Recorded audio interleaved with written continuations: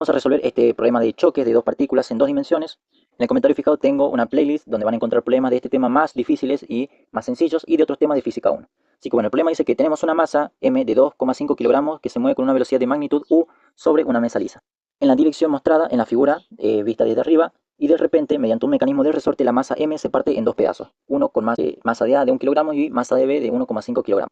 El trozo a sale con una velocidad de magnitud v sub a de 2 metros por segundo, formando un ángulo alfa con la horizontal, y el trozo B sale moviéndose con una velocidad de magnitud V sub B de 0,7 metros por segundo, que forma un ángulo de 40 grados con la horizontal. Acá tenemos el dibujo de las dos situaciones antes del choque y bueno, después de lo que sería el choque, que si bien no es que haya un choque, este sistema de resorte es apto para considerarlo como este tema de estudio. Lo que nos pide es determinar la velocidad de m antes de la separación, esta, y el ángulo alfa con el que sale la masa A, bien, que es este de acá, este ángulo.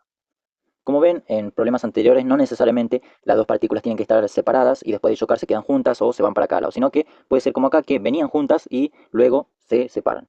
Acá a la derecha dejé todos los datos anotados. Y bueno, para estos problemas la ecuación o fórmulas que vamos a utilizar es esta, la de conservación de la cantidad de movimiento igual a cero, que se conserva. Expresión que originalmente viene de esta que tenemos acá en pantalla, en donde acá la sumatoria de fuerzas externas para este sistema es igual a cero, ya que el peso, la fuerza normal de cada partícula es despreciable, es muy pequeña. Y en el momento en el que estas dos partículas o cuerpos salen uno expulsado del otro, tienen fuerzas de interacción. Por la tercera ley de Newton, estas fuerzas se anulan entre sí.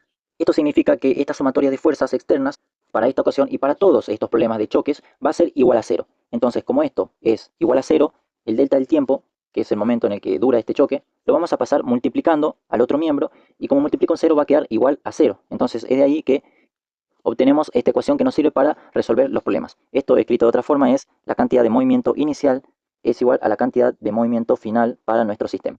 Recuerden que cantidad de movimiento para una partícula es igual a la masa por la velocidad. Entonces esto es lo que vamos a tener que escribir para cada partícula en cada eje y antes y después del choque, como lo vemos acá.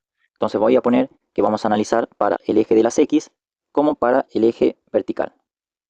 Lo descomponemos en estos dos ejes porque vamos a tener que descomponer las velocidades. Bien, estamos trabajando en dos dimensiones, es por eso que lo hacemos. Así que volvemos al dibujo y lo primero que vamos a hacer es determinar nuestro sistema de referencia. Generalmente siempre lo tomamos de esta manera. Esto significa que a la hora de descomponer las velocidades, lo que apunte ya sea a la derecha o arriba va a llevar signo positivo, y lo que apunte hacia la izquierda o hacia abajo va a llevar signo negativo. Así que primero vengamos a la situación antes del choque. Podemos ver que las dos masas vienen juntas, entonces lo vamos a estudiar como si fuera una sola partícula en este momento. De tal forma que la masa es la suma de las dos masas, ¿ok? Va a ser m de a más la masa de b. Igualmente que la velocidad va a ser una para los dos cuerpos, que la vamos a llamar u. Bien, ahora sí, fijémonos en la velocidad. Esta coincide con el eje vertical, que apunta en esta manera. Entonces, cuando nosotros venimos acá a nuestras ecuaciones, tenemos que escribir la cantidad de movimiento antes del choque para el eje de las X, que ya les dije, se define como la masa por la velocidad. Que masa sí tenemos, pero velocidad no, porque solo analizamos el eje de las X, y esta velocidad antes del choque no tiene una componente en ese eje, solo en el eje vertical.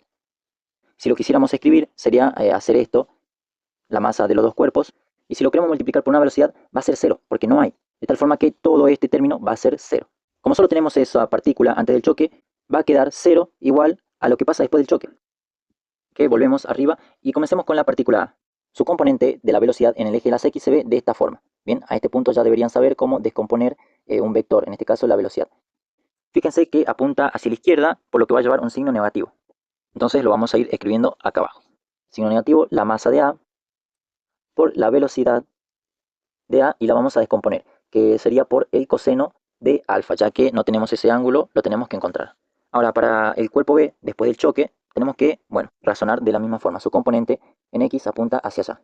Va a llevar signo positivo y tenemos el ángulo que es de 40 grados. Entonces me va a quedar más la masa de B por la velocidad en B por el coseno de 40. Ahí ya completamos para el eje de las X. Ahora, para el eje vertical, volvemos a la situación antes del choque. Y acá sí que tiene su velocidad que está en el eje vertical. Entonces lo vamos a escribir de esta forma. Voy a poner m por la velocidad con signo positivo, ya que apunta hacia arriba. Acá yo puse m, ya que, bueno, acá como datos teníamos que m es la suma de los dos. Acá lo pueden ver, no importa si ustedes quieren poner m más a. Como tenemos esos datos no va a haber mucha diferencia. Ahora le igualamos a lo que pasa después del choque. Entonces venimos al dibujo y ahora la componente en el eje vertical de la velocidad en a se ve de esta forma. Apunta hacia arriba, va a llevar signo positivo. Va a quedar entonces masa de A por la velocidad en A por el seno de alfa, que no tenemos el ángulo. Y pasando para el cuerpo B, podemos ver que su componente en el eje vertical también va a llevar un signo positivo, ya que se ve de esta forma. El ángulo va a ser de 40. Entonces, más masa de B por velocidad de B seno de 40. Entonces ya tenemos planteadas las ecuaciones. Ustedes con práctica ya van a saber con cuál ecuación empezar, con cuál no, con cuál es más rápido. Yo voy a utilizar la ecuación para X para calcular el ángulo alfa este de acá.